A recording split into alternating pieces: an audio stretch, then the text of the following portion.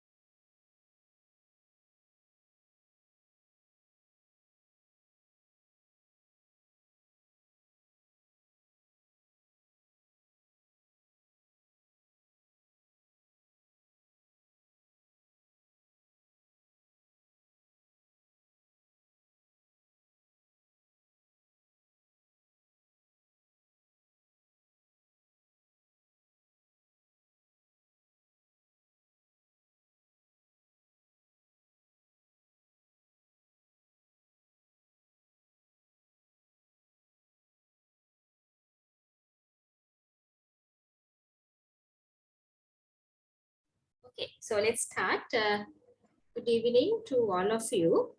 So, is this the first bat you have, or you had few before? We had some of them before, madam. Okay, fine. So then I hope that you know the basics. Do you?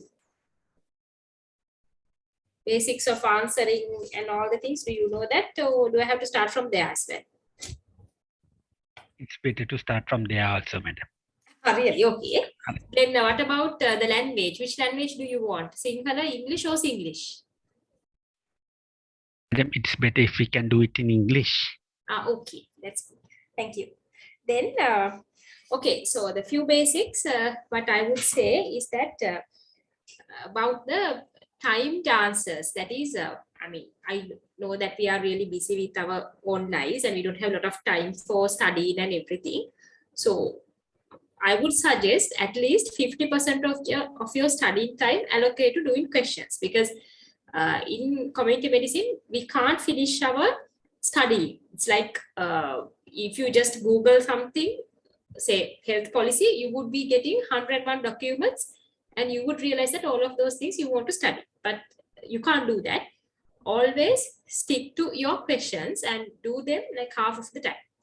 The remaining half, go through your slides, and also as Manoj sir said very recently to me, all the things that they would ask is from the prospectus. So nothing would be outside of that.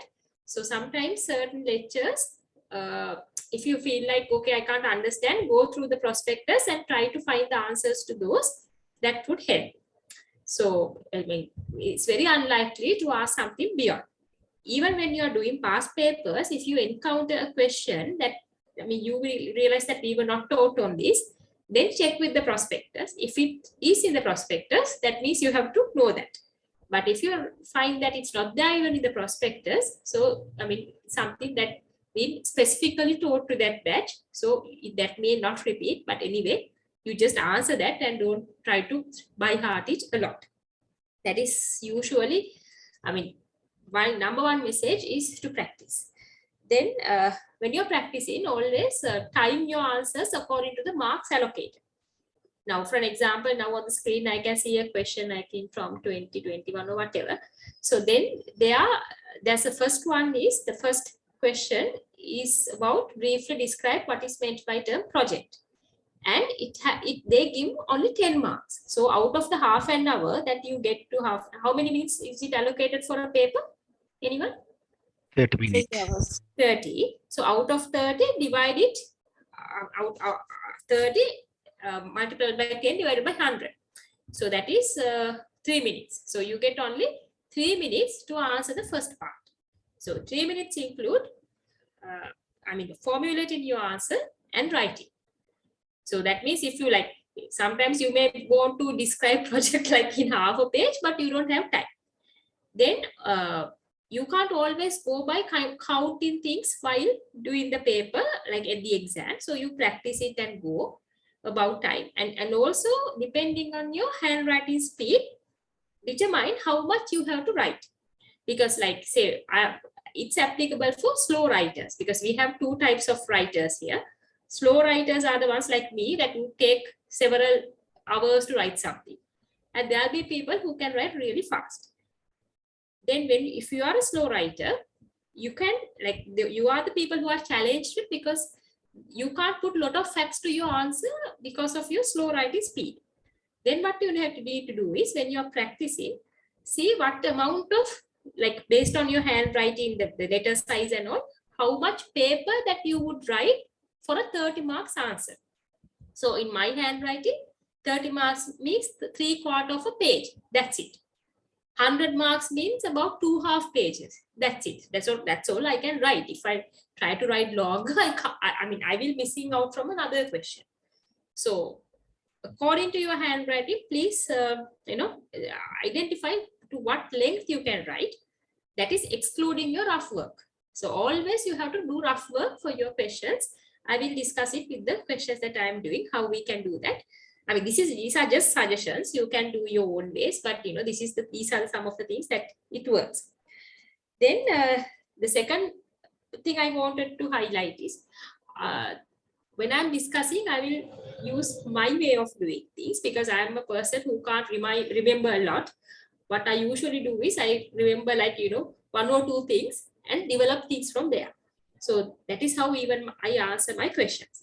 So I will show you how to do that. If you are a person like me with poor memory, you can use this system. But I know there are people who would by heart. You can do that as well if you like. But I will try it in my way. So I'm sorry for the others because I don't know the other way to how to present it. Then the next point I want to highlight is there are no right or wrong answers in community medicine. It's about how you defend your answer.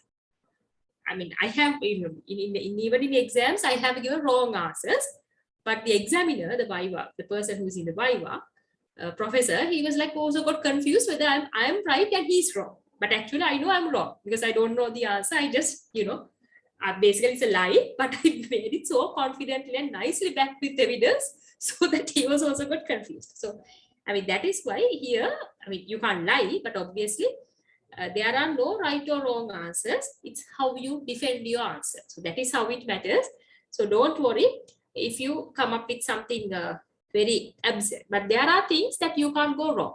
Things like EPI schedule. You can't go wrong with your IYCF recommendations. Those can come in your clinical vivas. They would ask, and if you do a mistake with them, very much detrimental because, for obvious reasons. Those are our basics. So we can't go wrong with such things. But all the others, especially with regard to planning and all, you could come up with whatever the way you want, but defend it really nicely in your answer. That is that. One thing I forgot to mention you, when you are writing your answers, please be careful on handwriting. Because even in the last exam, because I'm not a paper marking person, but some of our senior consultants, madams and sirs, they were like, they mark the papers in the middle of the night, right? Tomorrow they have to submit it. Tonight they are doing it. And sleepily, they are just marking. And if they can't read your handwriting, they will just mark you down. They won't try their best to read whatever you have written. So please be careful on your handwriting. If your handwriting is bad, practice with proper writing and improve that before the exam. That is something you can do. Okay, so those are the things. The other things I will do while I'm discussing the papers. And this is a very interactive thing. You can always ask questions. If you're scared to ask questions, if others things like you are stupid or something like that, if you have such a worry, please put that into the chat box if that is the reason. But you can always raise your hand and ask a question if you have any. Sometimes I may be able to answer, sometimes I may not. Then I will refer up and let you know the answer. Okay, you can always talk also if, and I will also ask questions from you all as well. I mean, this is just a the peer help kind of a thing. It's not a big formal lecture or anything. Right. Shall I share screen? Is it possible for me to share? Yes, madam. Okay, try. Yes. Okay. I will go in this mode because I don't want to put that into presentation mode because I want to take down some notes while we are discussing. So can others see this clearly, or do you want me to increase the size of the slide? Can see. Can see, eh? Right, okay. I will do like this. Okay. So the first question I took was the one on health policy. I'm not going the order that you have given me, just the order that I picked up. So the first one is health policy. One is which one?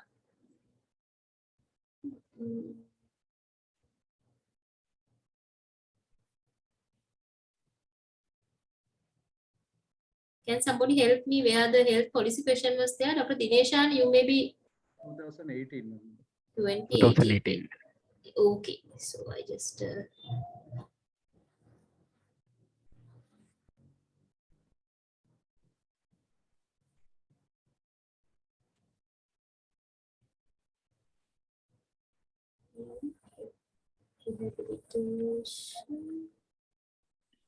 Okay, so this is about the political advocacy.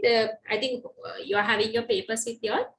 The question is, Yes, madam. discuss the role of political advocacy in the health policy process. So that is the question that is given to us. From where to start? So when you see, now it's about health policy. Health policy for me is a very, simple thing in that sense, because it has only one, like kind of a flow chart. So everything is on that. So whenever I see a question, the first thing I would do is I would highlight the keywords. So what are the keywords in this question? Can anybody respond to that? Discuss. Discuss, yes. Political advocacy. Political advocacy. Health policy In health process. policy process. Yes, in the health policy process, the political advocacy, and they're asking about the role, right? So what do you understand by the word discuss? We have to write the and we have to write the pros and cons also. Yes, it's an argument, right? So that is, your answer is always an argument. So you have to argue towards it and the problems of it, like the positives and negatives. Here, the benefits, negatives, what it is, kind of thing. So basically, I would structure this answer in in 3 paragraphs. So shall we brainstorm them together? Because before I go into that, I will next question, I will start with that. So, right. Okay. Okay. So if I say role of political advocacy, what would you be writing? So before I start the answer process, I'm going to brainstorm it. So let's brainstorm as a group first, because in the exam, you're going to do it alone. Now you have 30 marks here. So you'll be having around 9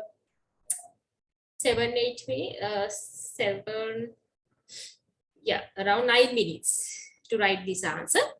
So I will take 2 minutes to brainstorm what I'm going to write. So as a group, shall we brainstorm this? What are you going to write?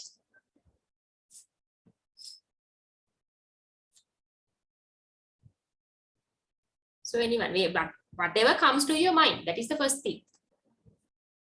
First, we have to tell what is meant by political advocacy. What is meant by political advocacy? Okay. What is health policy? Okay, health policy. So this again, the definition has to go in. You don't have to worry about spellings, because this is just simply you are brainstorming your mind. Right. Okay. What is the outcome we are going to achieve by the advocacy, political advocacy? So the benefits of advocacy, right? Yeah. Okay. So what are the benefits?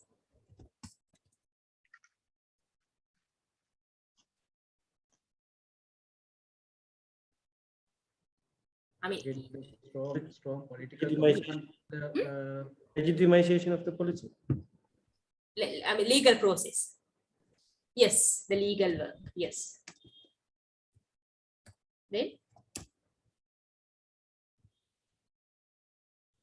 Easy to implement the policy. yes. In which aspects of implementation?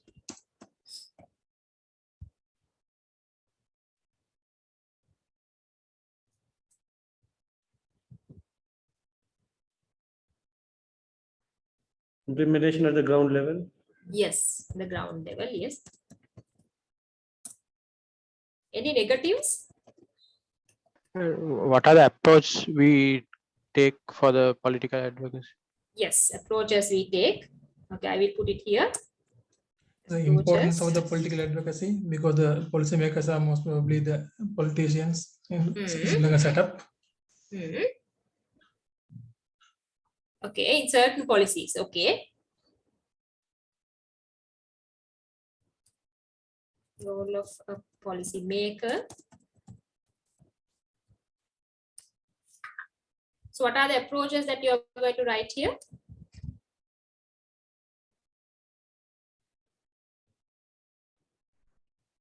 Through the advocacy letter. letter, writing a letter. Okay. What else? With What a is the meeting or a classic word? discussion. Discussion, yes. What is the classic word we call here in policy? In the policy language, there's a word that we are using there. What is that word? Can anybody remember? Political advocacy. Yeah, there's a classic word. Have you heard this word? Lobbying. This is a word that we use in policy language. Lobbying means the kind of a discussion, like, you know, you get an appointment or just do an informal discussion with them. There are a few words in policy process that we use. So that is one of them. Okay, so what are the negatives?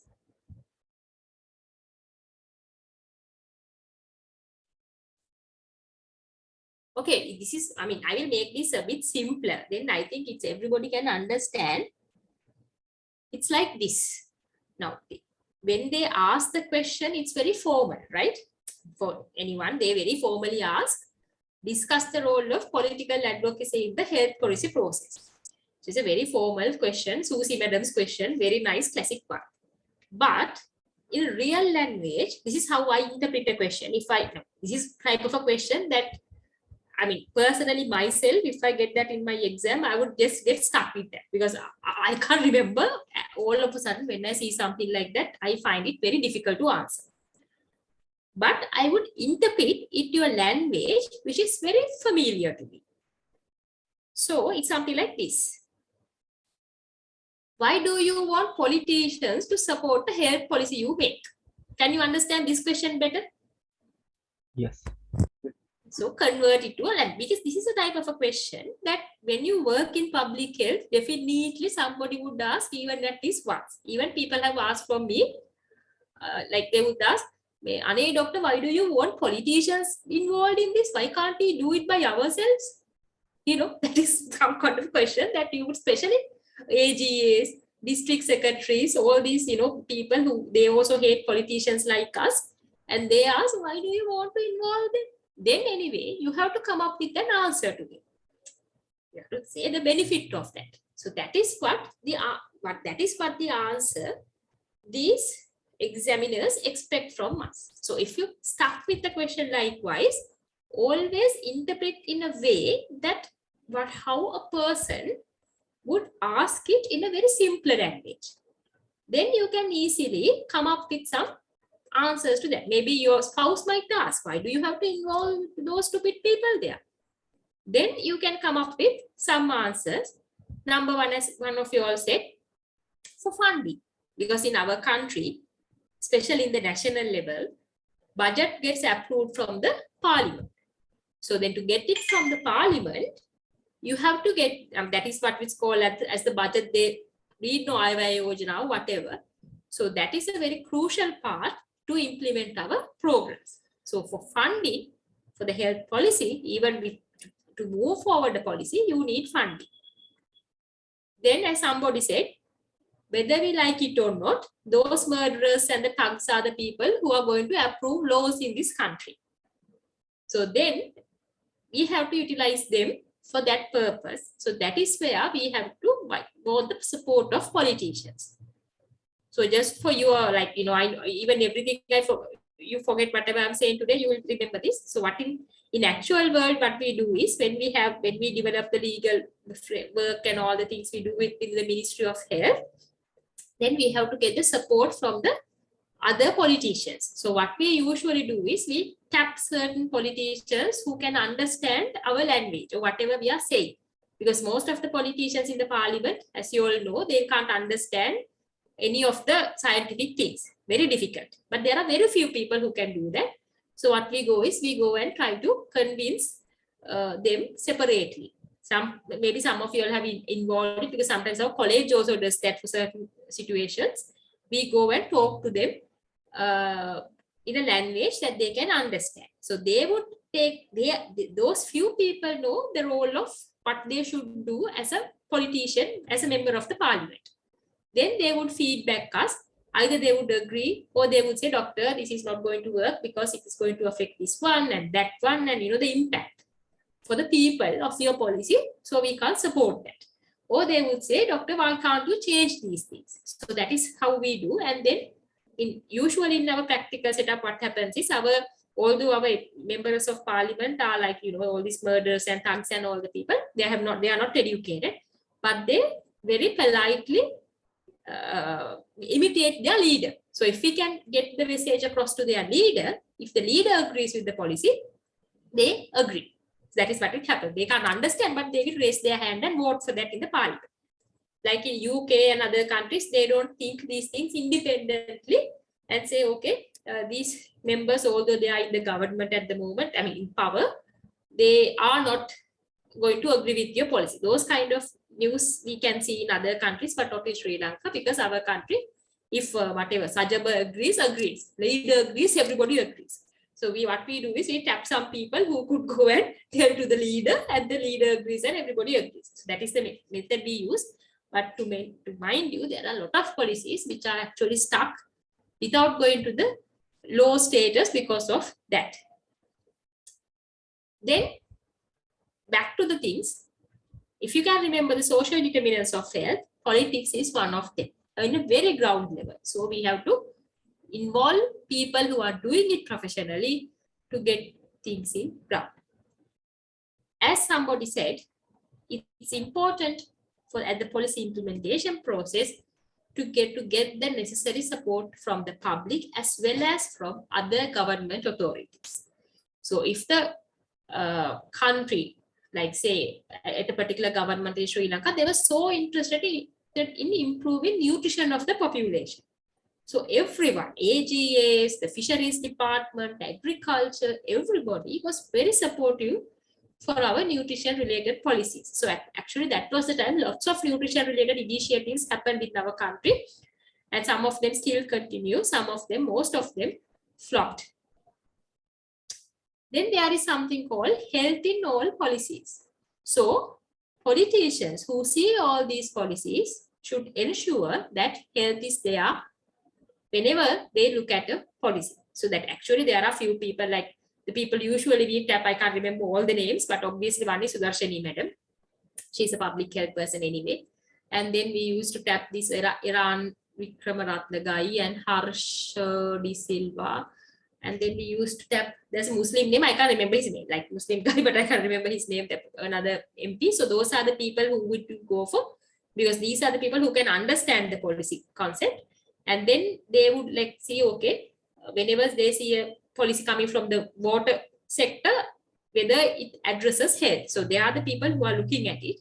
So we can convince them. So there's something like that. Please consider, because health is not in one policy, but in all the policies, health is there. So then those are the things which I would, in my language, like, because here so what you all gave me the answer. So then similarly, I would simplify the question and write it like this. Then I know what should go where. Now I'm organizing my answer. First of all, what is a policy? So that is the first thing that which comes to our mind. So what is a policy in your knowledge? What is a health policy?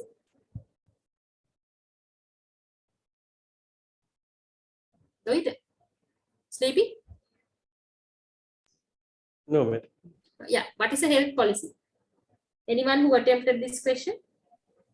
It is health policy is a well-planned and organized health-related decision or actions at the level of local and national and international to achieve specific health-related goals.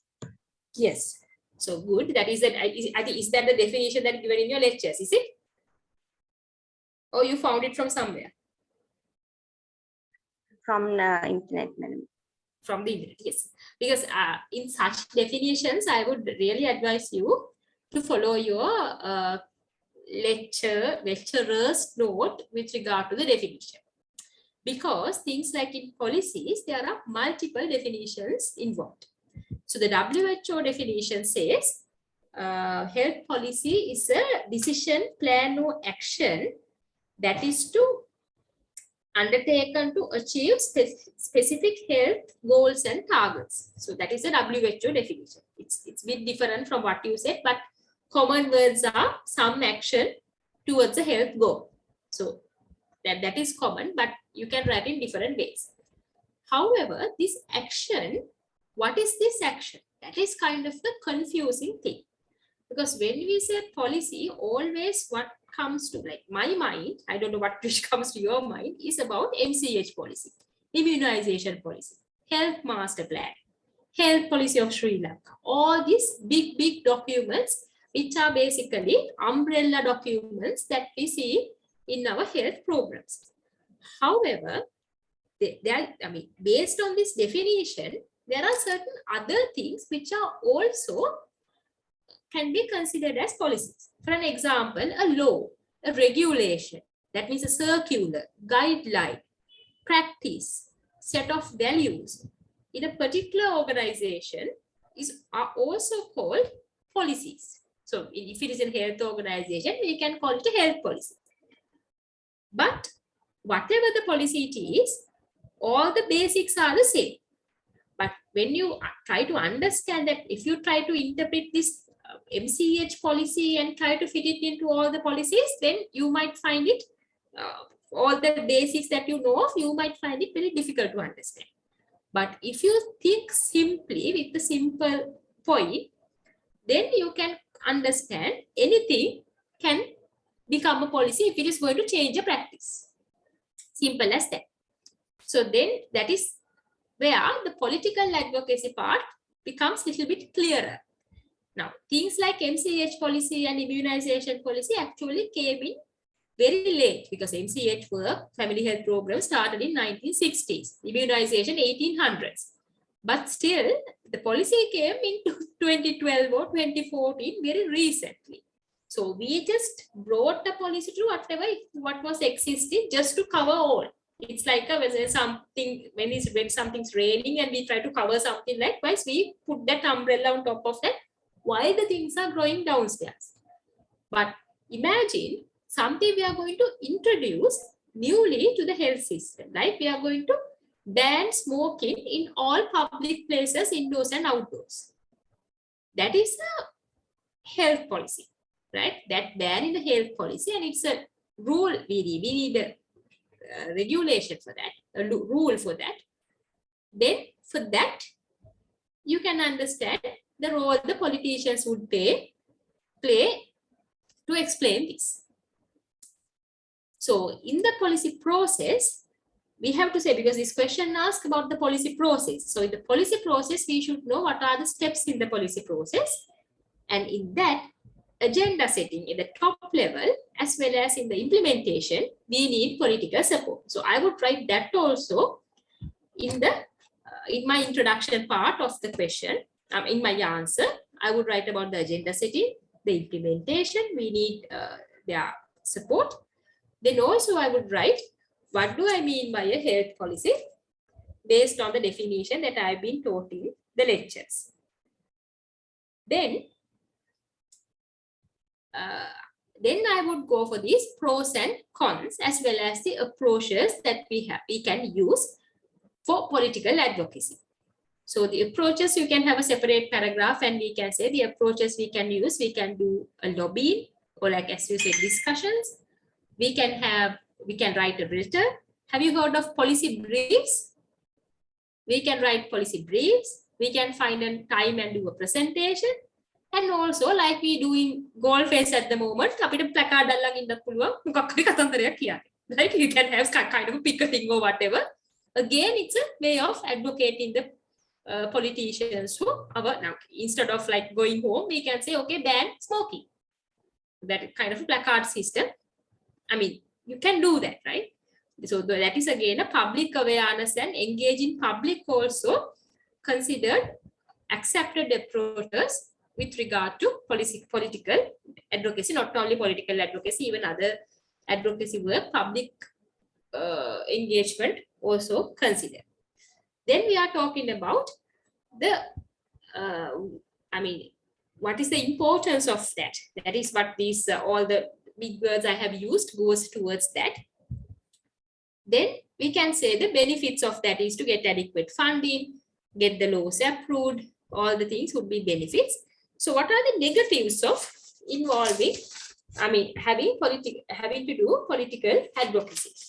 So the negatives would be, number one, especially in a country like Sri Lanka, the problem is the political agendas change over time. It's not the same. It's like we don't have a kind of country policy. It's changing with the elected party in power. So for us, it's a problem, especially now. As an example, I don't think you don't have to write examples here, but if you like, you can write. Abortion law in the country, there is something called a law that we are trying to bring in. It's always gets stuck with the whatever the party is in power. If one party supports, like, okay, when the policy process goes on, then for something the government topples and another fellow comes to power, it changes. So that is one thing. And then we have very different political visions or no vision. So that is another problem.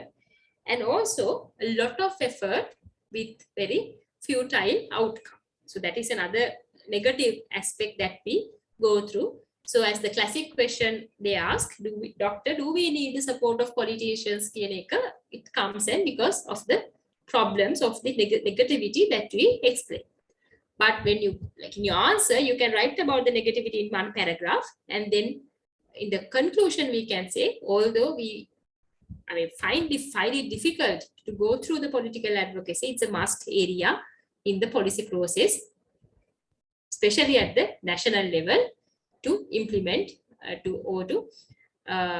implement national health policies. So that kind of an answer you can build. Then from there, I'm moving into the next section. That is, the next question is about developing a particular policy. So with regard to policies, I will try to remember the policy definition, some action for an outcome, positive health outcome or goal. And then this is the other thing that you have to remember. So this is called the policy process. And this is the one that were given to us. That is coming from there's a book called the Healthcare Policy Process. In our time, it was a very popular book to, photocopy, and we tried to learn from that. But I hope this is the one that you use. But anyway, because from evaluation, the circle goes up to policy issue once again. So that is how the circle completes. But the same thing can be presented in different ways. So this is another one I found in the internet. But you can see the cycle, the items are the same actually, but different wording. What we do in all the things are the same. So, this is the basis for many policy related questions. So they can ask about the MCH policy, they can ask about immunization policy, they can ask about any policy. But your answer should be based on this policy process. If you can remember this, that would be enough, because from there you can put the flesh and blood to it and make the answer nice. So just to understand this, I will, just because I think this is also a way of revising the, whatever you have studied. Before going into the question that they have given, just to understand this, I will take a very simple example. Then through that, you can understand this cycle, whatever the policy area or whatever the problem that the exam put on you, you can put it into this and answer. Okay, so the policy issue is policy is like, okay, in English term we call policy for everything. But in Sinhala, this policy is like we have different, in Sinhala we call pratipatti for policies, So we have different policies. One thing is we have Jayathilake pratipatti. We are having all these national policies for different aspects in here. Apart from that, there are smaller policies like Jayathilake pratipatti, which is the mean of, okay, we want to limit the usage of spinal needles. Then we can say, okay, our institutional policy is to prioritize the spinal needle use for pregnant mothers. So that is a policy once again. But there, of course, is not a huge umbrella policy, but that is what we are going to do. Even for that policy, spinal needle thing, or like in office like ours, limiting use of A4 papers, that is another policy. So those are, we don't have a policy document for that, but those are the implemented policies in place with monitoring and evaluation. So what I'm going to do now for you all, so for your easiness of understanding, try to fit in such a common thing to this thing and show you how this works. This is exactly the same thing, even we develop a huge global health policy. So the policy issue that I'm going to take is the spread of coronavirus in the Family Health Bureau building. You know, the Family Health Bureau building is a 3-story building, about 150 workers, some outsiders coming and going in, probably you have seen. So the issue is that, what do we do to prevent spread of coronavirus in our offices, in our building? That is a policy issue.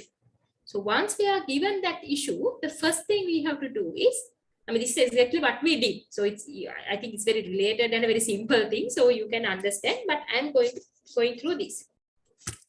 So once we were told, okay, you have to do this, what we did was a situational assessment. In the situational assessment, we saw how we can get the illness, what kind of people we are having, what is their knowledge level, what are the hygienic practices these people are doing. Then what about the ventilation situation? Do we have water? Do we have soap for hand washing? So all these things we did. After that, we did what we call as a root cause assessment. So if we go for increased spread of cases, why it can happen? So likewise, it has not yet happened. It's just a possibility. So we went for the root causes and we identified what we call as critical causes. So one of the critical causes we identified there was the ventilation of certain places is poor. So that is the thing. So our objective would be to improve ventilation in all the units. Then we have to set the priority according to that. So that we have another objective, because objectives, of course, we can have from different angles. One is to improve ventilation and also to minimize contacts after detecting the case within the institution, and to minimize, not to have any clusters of cases within the institution. So those were our priorities, our objectives. So the priority was from out of them was to improve ventilation. Then we explored the definitions or what are the options that we are having to get that ventilation. So we had like 3 choices. These actual discussions had took place. Some people came up with the fact and say, okay, we'll go for HEPA filters and this filter and that filter, which was stuck into the AC so that the ventilation would be improved. Another person came up and said, we are going to open all the windows and doors and improve ventilation. Third person came and said, okay, what we are going to do is we are going to relocate all the crowded places so that everyone would have equal access to good ventilation. All the units which are overcrowded would be dispersed. Those were the options. Then we appraised those options. Appraised in the sense, we compared all these options based on some criteria. So the usual criteria we would use, not only for this case, but only even other cases, would be the functional feasibility, economic feasibility.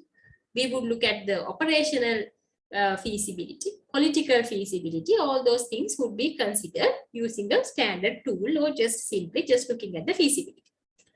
Then we compared and said that filter business difficult to do due to cost. Ventilation by opening windows and doors can be done, but not 100%. To some extent, it can be done a very low cost option. Third one was to relocate units. It's low cost, can doable, but the functional issues were there. Then the units can't function. Then it's like working from home. So it's better to keep everyone at home and let them work, because when the unit is like dispersed, we can't work. So out of the appraisals, we select the middle one, that is to open doors and windows. So then that became our institutional policy. We are going to open all the windows and doors during the period of the pandemic, irrespective of the disease situation. Then we had to implement. So we had to have a plan. We had letters, we had notices, public announcements. And also with the implementation, we are talking about monitoring also. So we had supervisions. We just counted the number of contacts we are having for all reported cases. Then finally, we evaluated what happened. So end of the day, after about 1 year of implementation, we just looked at what happened to our policy, whether the people are compliant with that now or they have given up. How many cases reported? Were there any many outbreaks? All those things we evaluated. So what I did was, I showed you how a simple institutional policy is developed. So if you take a bigger policy like immunization policy or an MCH policy, these tiny things were put together. So MCH policy would have about 100 policy options written there in one big policy document. Simple ones likewise. And always these options are based on evidence. Root cause assessment is based on evidence. And the option appraisal is also based on scientific evidence. So that is how a simple policies would get together to make a huge program policy, as we see in MCH policy or the National Health Policy. So whatever the policy, if they would ask you about the policy process, or they would ask about different steps in the policy process, or they would give you a scenario and ask you to write a policy, then you are following this pathway. So it's easy. I told you one of the experiences I had done, just try to put it into that. But I would strongly suggest you to take one area, whatever you think of, and just try to fit into that and see, then you know how to write a policy process if they ask for any policy. So if we go to the question that they asked here, again, a simple thing, an institutional policy that they asked, like our AC business, our ventilation business, what they say is outline steps in this policy process on continuing professional development. So again, this is not a huge government policy that they are asking, but what they want is institutional policy within the Ministry of Health for introducing continued professional education. So that is what they are asking. So then how to write this policy? Now we know what to write. Yes, so the previous question, I think I did this also. Yeah, so we are going for the continuous professional development thing. And this is what this is my draft. So I think I can show you this. Okay, so this is not my answer. This is how I would draft my answer. In the first paragraph, in the introduction, I would just say about the importance of continuous professional development, what we mean by that.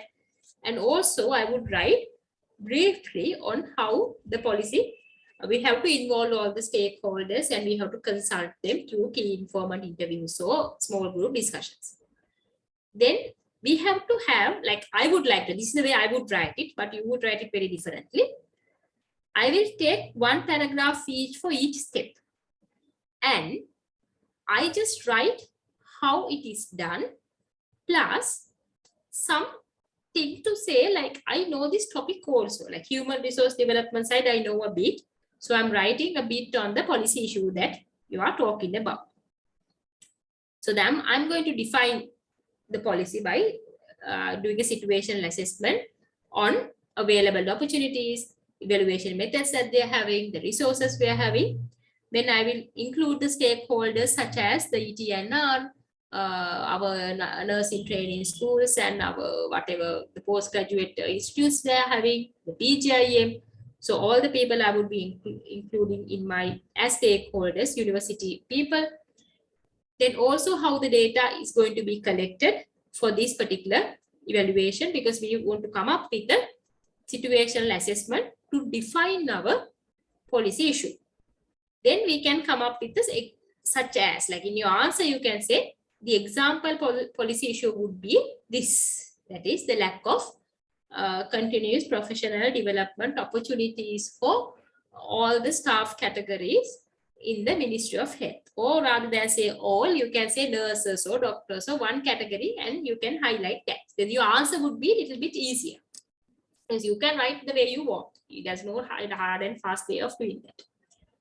Then, just to set the objective, we have to analyze the problem in detail.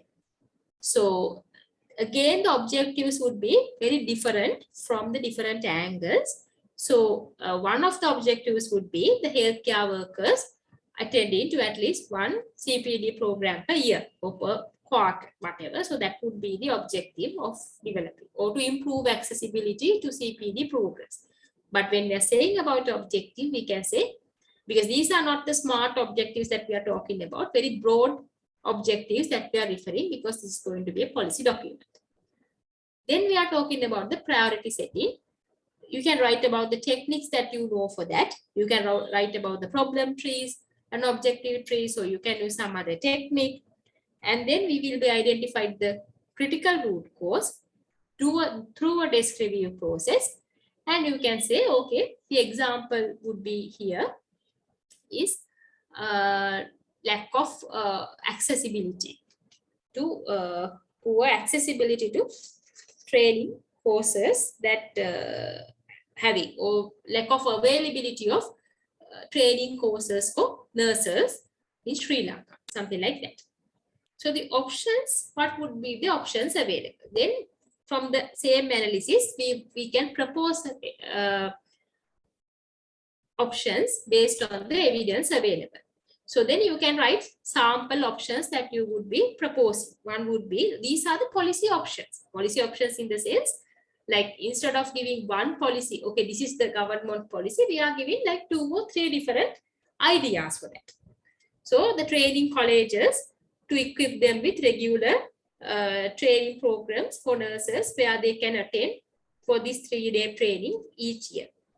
Or a learning management platform for online classes for nurses, which they have to access at least once a year and complete a course and gain a certificate to get their increment. That kind of an options that we are going to consider. Then using a standard methodology, I would be appraising the options that, policy options that I have suggested. So it can be based on the feasibility, functional feasibility, budget options, accessibility options, all the things I will be looking at. And then based on that, I would identify the final policy that we would be going to adapt. Then the implementation part, then we would be developing an implementation plan to implement the policy that is being suggested. So in this case, it would be the introducing a regular training programs where all the nurses should participate. Then also, very important when you are saying implementation, about the mechanism to monitor the progress, so that you need to have a monitoring and evaluation framework or a results framework to monitor the implementation process of the policy. Then finally, the policy would be reviewed in 1 year's time with a proper evaluation framework. Again, you can say, okay, a tool that you're going to use for that, either the WHO monitoring and evaluation tool or any other tool that you would like to use.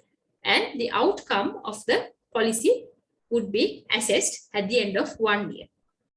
Then to complete the policy cycle, any gaps identified would be addressed in the next year by revising the policy.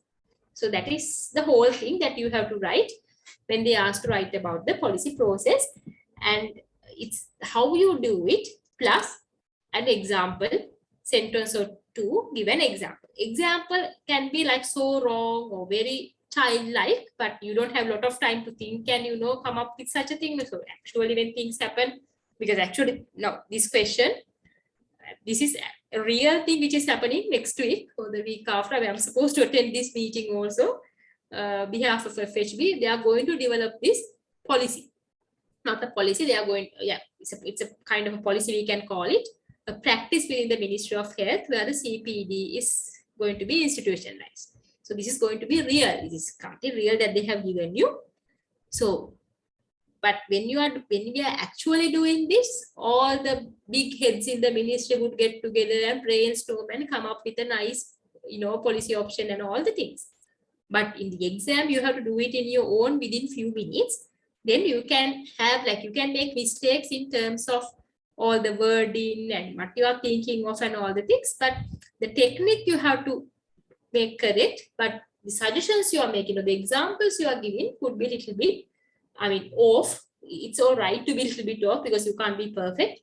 But you have to give an example also, not only the theory, show that I know how to apply the reality. That is why they give a scenario in the exam. So they are not giving a very, sometimes they would just give an open-ended question and say, okay, write about the policy process. But usually they would give a scenario. So here they ask for CP, or they can ask about the adolescent obesity,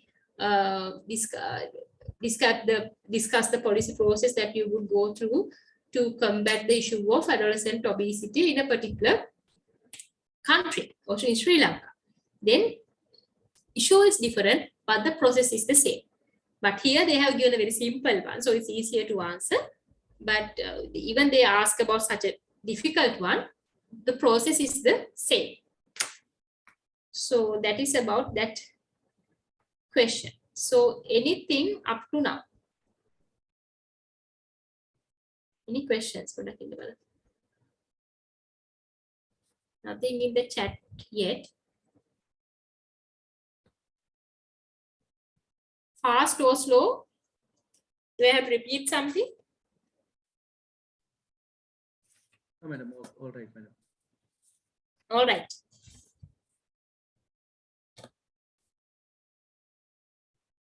Then can you understand how to, if they ask such a question, to respond to that?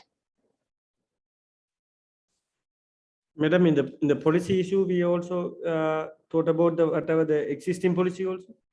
Yes, we can. Yes, existing policy you can talk about. That is what in the situation assessment we are looking at the existing policies also. We call them policy gaps, policy reviews. You can include that also. Yes.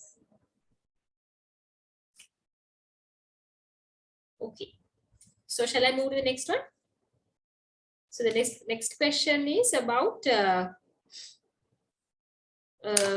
program, or what is that? Hold on. 2016 paper.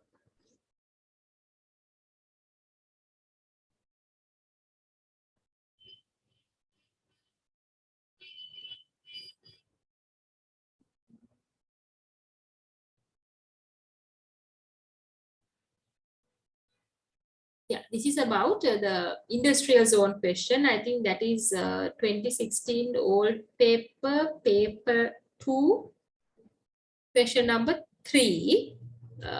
It's about MOH area where a developing industrial zone and expanding commercial facilities exist.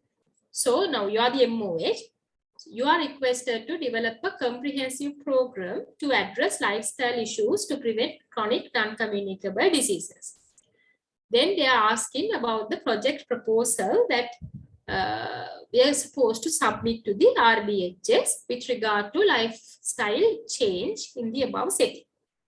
So they want us to outline it. So again, I would say something else that I would refer here. Usually our things that they would ask in exam, so our content in our MSc can be divided into 2. Now this is excluding statistics part and this epidemiology part where they directly ask questions or something. But usually the rest we can divide them into 2. One section is the technical part. The MCH lectures and the NCD lectures and all the things, they give you information on some, the evidence that they are sharing with you. So usually the latest pattern is they don't ask those evidence related questions then and there, like what are the interventions you do during the postpartum period. They won't ask such questions. The other type that we are having are the technical things, the basics, like the policy process, the programs, planning, all these things are the technical things. But there, of course, you can't have a standalone question as well, except to define health policy or something like that. You can ask. Other than that, it's usually you have the basic there, but they would ask linking it to a evidence related question like NCDs. So they would link planning with NCDs. They would link health promotion with NCH. So that kind of questions that they can ask, and they would assess your knowledge in very different ways. They might link universal health coverage with gender-based violence. So gender-based violence is a very evidence-based, that kind of a thing, but like whereas what the other side is kind of a very basic thing that you should know and apply to the other one. So that those type of things are there. So it's better if you can separate out your lecture notes likewise and study accordingly, so that you can you know the both sides. So this is that kind of a question, because they are here, they ask two things. So you should know the components of a project proposal. The second aspect is that you need to know about NCD prevention as well in a occupational setting. So that those are the two types of knowledge that you should have to answer this question effectively. Again, these are the big things that I would came up here. These are the few things that I would identify. So it's from the MOH perspective. So the perspective what you are working is at the implementation level. So you can't go and change the government regulations as an MOH. So you have to think like that.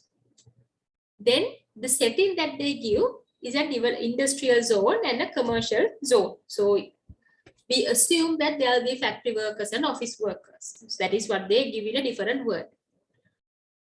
They ask about a comprehensive program. So you can't just look at from one angle. They want like 2 or 3 risk factors in different aspects to be addressed. Then they talk about lifestyle issues. That is, they are talking about risk factors, about NCDs. Then they need an outline. So that means it has to be very brief to the point. It's not a description that they're asking. Then they want the components of a project proposal in that setting. So my rough work would be like this, because I want to know the lifestyle risk factors also. As I said, there is an evidence-related, science-related answer with regard to the NCDs. So this is what which came to my mind with regard to NCDs. So because I also typed these answers and wrote, because I didn't want to, to give you the big thing.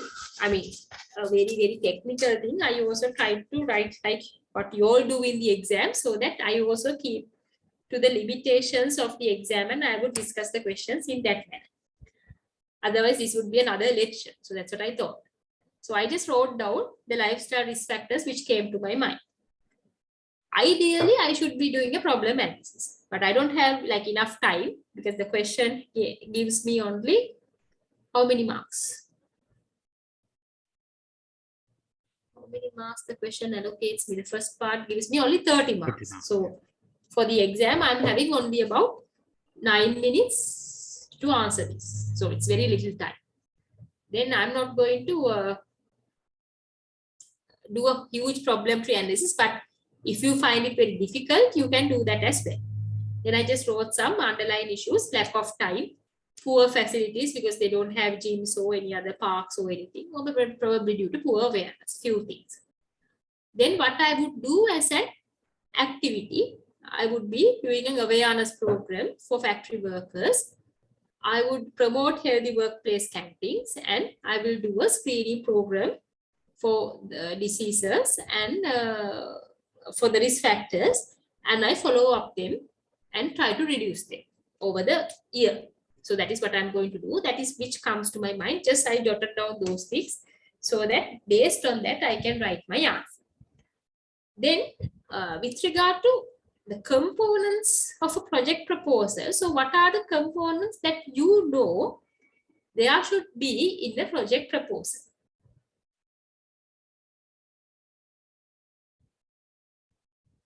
So according to, have you all seen project proposals or shown in your lectures? The introduction. You will be having an introduction. Okay. Yes. First topic. Yes, Should be there. you have to have a title. Title Okay. And introduction, then after justification, Yes. the situation analysis. Yes. After justification, the methodology, isn't it, madam? Okay, so yeah, that's what I usually do is I will put introduction is basically contains the situation analysis as well. When you need the methodology, right? Okay. What else? Time frame. Time frame. Objectives and prioritize the objectives. Yes, that has to come on top. Yeah. Objectives or expected outcomes. What else? And monitoring and evaluation plan included in the Monitoring and evaluation, so it will come here. Resources we are having. What are the resources? Having and resources? Yes, resources actually comes under the implementation plan. For that, we need to have the resources. Yes, then. The constraints that we have, SWOT analysis.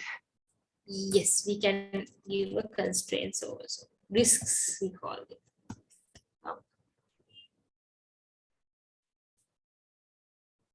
Anything else? Were you done a lecture on project management with all this?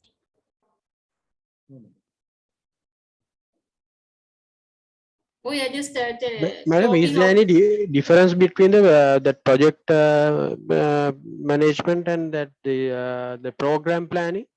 Yes, there's a difference. What is the difference? That's the other question I'm going to ask you. What is the difference according to your perception? Anyone else? Project is a one-time activity.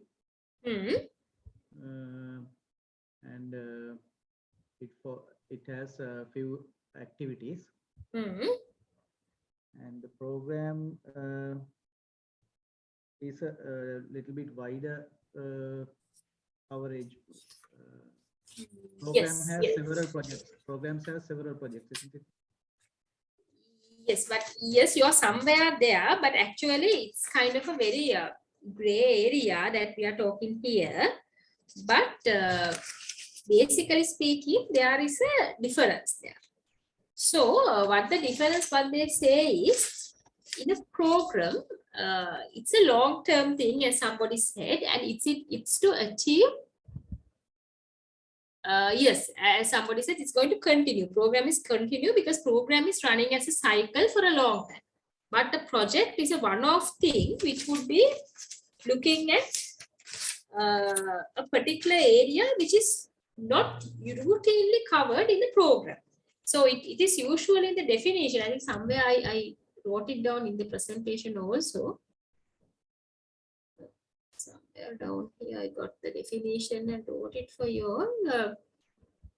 Project is a one-off thing which would be I will come into that. So it's a one-off thing for a novel area, so it's not a continuing thing. So that is how they define the project. So that is the difference, and it's a short-term thing. Project is a short-term thing with a defined outcome, whereas in a program we are continuing and we are going throughout. So that is one of the basic differences that they would say between a project and a program. So when we are writing a project, we are talking about something well defined. So what I would think is a very small thing, like a small project that which we are doing as an MOH. So this is something like that they are asking. A simple project which is going to end in an year. It's not going to be continuous with a lot of data collection and all. It has to be simple, straightforward, which can be like wholesome thing. So that is what they are asking. So then what I'm trying to do here is that I took all these things in my table format. This is my brainstorming thing. But however, I hear also the same thing I'm doing, because they also here they ask the question is about so where's the question? Yeah, the question is components of a project proposal and outline. So it's basically we have to write what is there in the project, but they don't ask how you develop it. But for my safety, I would just write few things about the development also. the technical part just for the safety purposes. Because I can't go back and write that, so I'm going to do it by one go, but I will also write the technical parts here. So with regard to the project development or the arguments and the logic behind it, either we can use the WHO framework or whatever the logical model that we are taught. So what are the logic models you have been taught in your course? On with regard to this program logic or project logic, what are the logic models that you've been taught?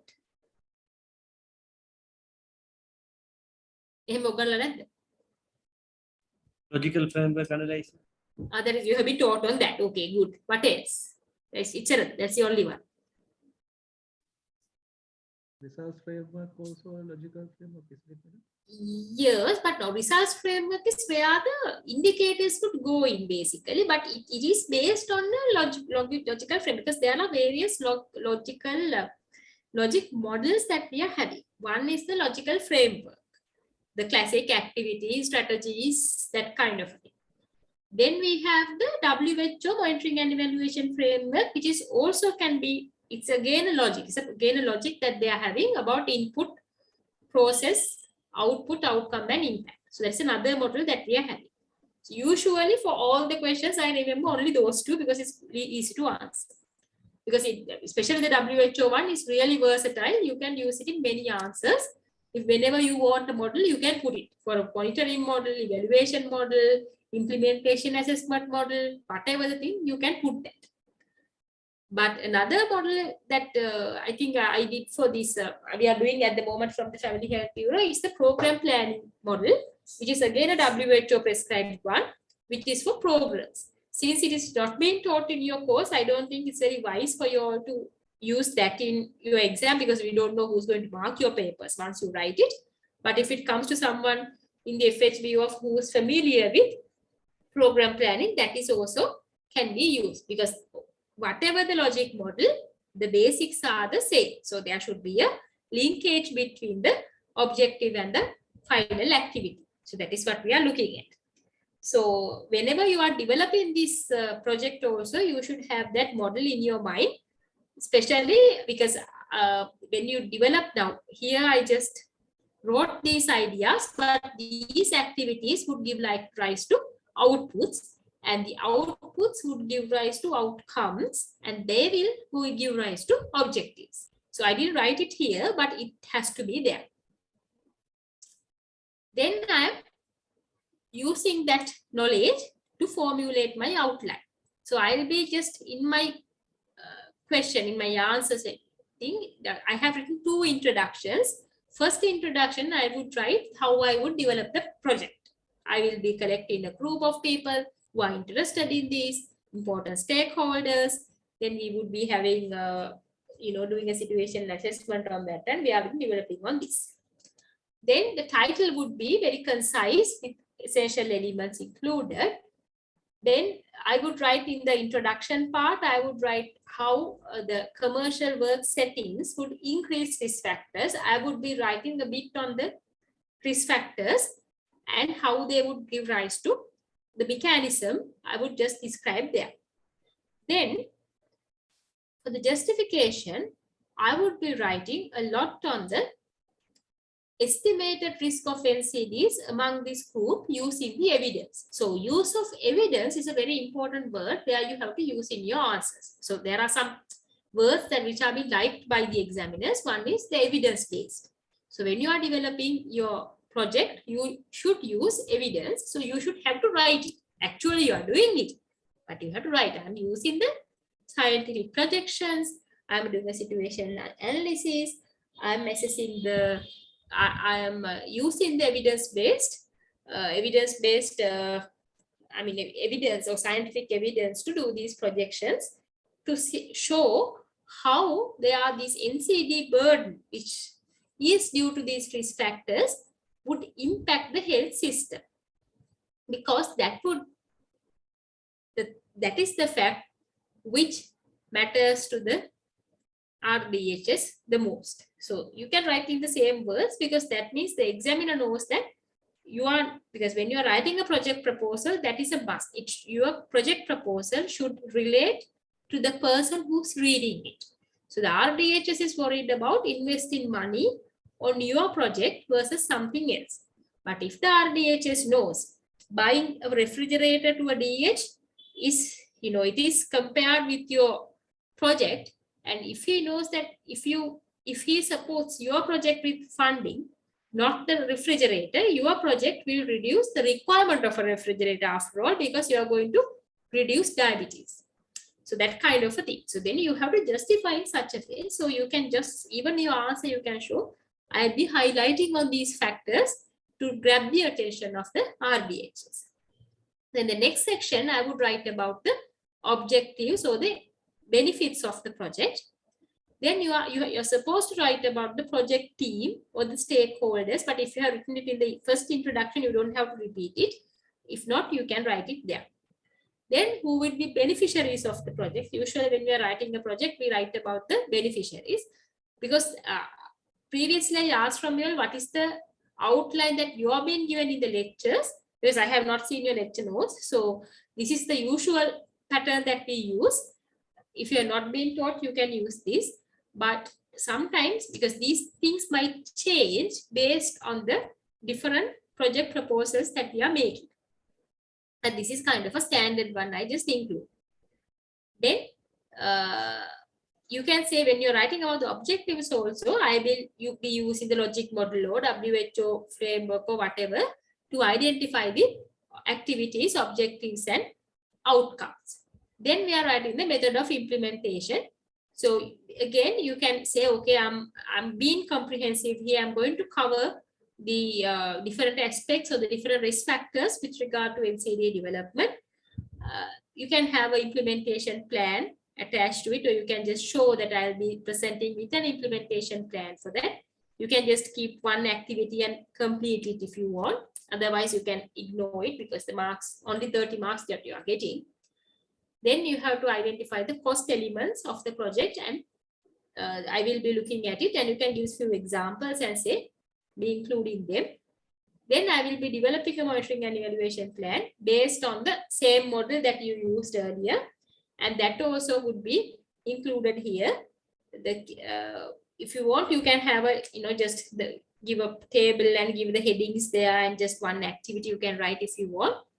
And I will be doing, like when you're writing about the timeline, ensure that you say when you are going to evaluate the plan, and when you are going to review it, the reviewing frequency, and by whom you are going to review it.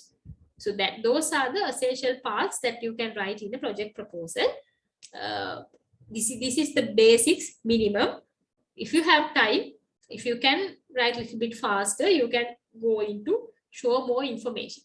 But keywords would be the framework that you are using to develop this logic in the project. Okay, got it? Got it too fast? No, madam, all right. Okay, right.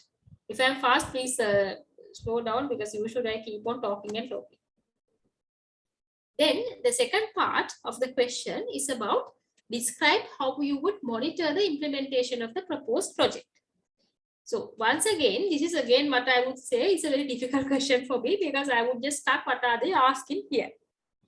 So then what I usually do is I will just try to brainstorm whatever I'm going to say. So what they want is they want to talk about the implementation monitoring. Once again, we can do it by using a framework. So you can have a monitoring and evaluation framework, or you can have a results framework. Then you need the logic model. So here I'm going to use the WHO logic model, but if you like, you can use the log frame as well. It's all right, whatever the model that you want to use. Then for this, I'm going to write some indicators as well. And because they are asked, they're giving 40 marks, that means a huge chunk of the whole 100 they are going to give this. So I don't mind showing some indicators, put them into the results framework. And then we can talk about the implementation monitoring. Usually implementation monitoring is going only up to the output level. Rest is for actually strategic part, the higher level. So our implementation is the lowest level. So we actually go for input, process, and maximally output monitoring. Then I will also write about the data sources and the review meetings, who will be there, and the frequency. So that is my brainstorming part, just to gather some information, because I need adequate information to write for this answer. Then I'm just organizing this into these 4 paragraphs. First one, I would be developing the implementation plan, with whom and this, and with the implementation plan, I'm going to develop the monitoring and evaluation plan. Then this is the technique I'm using, and I will be using some indicators, and the results framework will also be developed. So I just, because as I said, there are 40 marks for grabs, so I thought I'm going to give a little bit of indicators here as well. As I said, these are not perfect. In the exam, I can't be very perfect as I would do in a whole day. I might be looking at indicators and doing something now, but in the exam, I have just few minutes. So I'm not very perfect here. I just put some indicators down for the activities I'm thinking of. Because in the previous one, I know the activities, so I just put them down here. Some indicators. And for those indicators or the same activity, I write this is my results framework. So I have to write my indicator, denominator, numerator, means of verification, baseline, target, responsibility, and frequency. So I didn't complete it. I was too lazy when I was doing this, but you can write one of the things, you can write one of them across the row and show, okay, this is how it is being completed. So this can be also incorporated into your answer. Whenever you talk about the results framework here, you can have this table, you can put all the headings and complete one row and keep it as an example. I mean, this is again arbitrary because I'm going with only one example or one thing like that, because I know certain people who would develop the total team, but for me, it's totally unrealistic. So I'm just doing only one sentence or two, or one row or two, that's it. Then I'm just again writing about the data sources, which is important, especially when you're monitoring the implementation. They have to be accessible. They should be readily available. So since it is about NCDs, I would write about the HLCs and the information that they are having, the monitoring facilities that they are having at the moment. So currently they are using the NCD register as the main tool of data collection. Although if they are having a digital platform, you can use that. Otherwise, we can go with the available information sources. So you can say we are adhering our indicators to whatever the information available. We will also assess them for timeliness, accuracy, and completeness in the review meetings. Also, supportive supervision will be conducted to ensure that the implementation is done with appropriate quality. Then also we can talk about the practicality of monitoring, who's going to do that, when issues identified, that they will be rectified to give the maximum benefit. So that kind of a thing you can write about monitoring process of this particular project. Then about describe the tools that can be used to evaluate the project. That is the last question of that section. So again, it will be like 30 marks. So evaluation also, there are various tools available. As I said, I'm a person with very poor memory. Only 2 models comes to my mind. One is the log frame. The other one is the WHO MNE framework. But for your interest, I just, today when I was searching for it, I don't know whether you have seen it. I'll share this screen with you. This one. So this is basically where you can see different logic models that they are using. So these are very nice to see, because these are the ways that you've been taught. I don't know how you've been taught on the log frame and logic models, But they, of course, for some common topics, they are giving all the intermediate outcomes, long-term outcomes, and how these models are developed and all the things. So just for, as an exercise, or when you are tired with the reading, you can have a look at it and try to understand things. So then you can see the relationship between different outcomes, short-term outcomes, long-term outcomes, intermediate outcomes, in the how the evidence is being used here. So here, this is the evidence. So evidence they have supported with references and all. So these green dots are how the evidence kind of advocate for this frameworks. So whatever the things that we put here are not just things come to your mind from dreams. These are basically evidence-based things. So although for us, it's like very, okay, when you create awareness, it will improve the behavior, that kind of a thing. For us, it may be like very natural to think like that, but all of these things are supported with evidence. So it's that if you have time, just go through that, because they are discussing about different models that you can use to evaluate health projects, especially public health projects. So here, the tool that I'm going to describe here is the results framework, and that would be based on the WHO monitoring and evaluation framework. So when I'm describing it, because it's a describe, so I'm going to, they ask, I mean, when you say describe, you can write a lot for 30 marks. So you can write about it, and then when we are going to develop it and who will be doing it and how the monitoring will be done. Then I'll be just showing off the developed framework, my results framework for a bit. Now here I have used, this is the logic model I have used here, although I have written in many up there. So then about the benefits and challenges of using a results framework. So what are the benefits and challenges of a results framework? Question is for you all.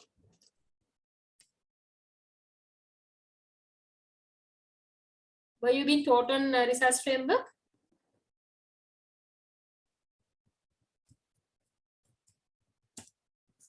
Yes, madam. Or is this the first time you are hearing that? No. Okay, then what are the benefits and challenges?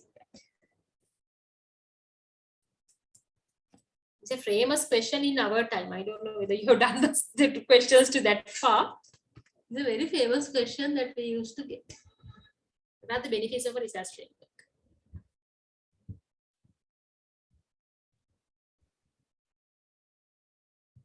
Why are we having it? You can check our objective is achieved. Yes, whether we are the direction of our work, we can see that. Our progress. Okay.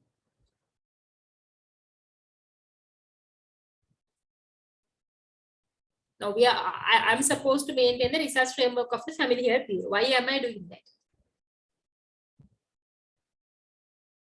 Because we are doing it at the moment. By the time when we were doing MSc, it wasn't there, but now it's there, right? It's real now. So why we are doing that?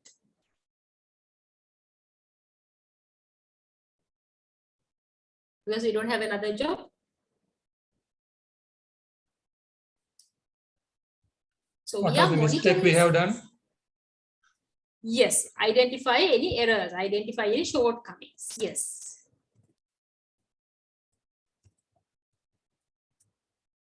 Mainly for this funding. Because now what we are having called results oriented funding. So we are supposed to show results in order to obtain funding. However, unfortunately, still we are going for finance-based monitoring. So that is a big problem that we are having. We are not going actually for outcome or impact-related funding. Still, it has not come. Still, we are going behind. At least now we are going for physical progress, but usually we are going for only the input or input-related monitoring. So that is implementation level. You are going on. We can in the implementation monitoring. We look at the actually we are looking at the inputs, processes and outputs to a maximum, but usually it stops at input and process level. So even at the FHB, the implementation monitoring, we are doing this using the results framework. We monitor the funding, how much funds they have been utilized. So that is important to continue the funding, because it's a very much limited resource, not even because of at the moment thing, but even for the past couple of year before, where we had enough money, still we had this results based monitoring for funding purposes. So, because they would fund only when we have the progress shown. That is, it had been there forever in the WHO and UNICEF funded projects, but now it's there for GOSL also. GOSL funded projects. What else? Why we are using another results framework? Communal median benefits. Simply for monitoring, I use that word also, monitoring and evaluation.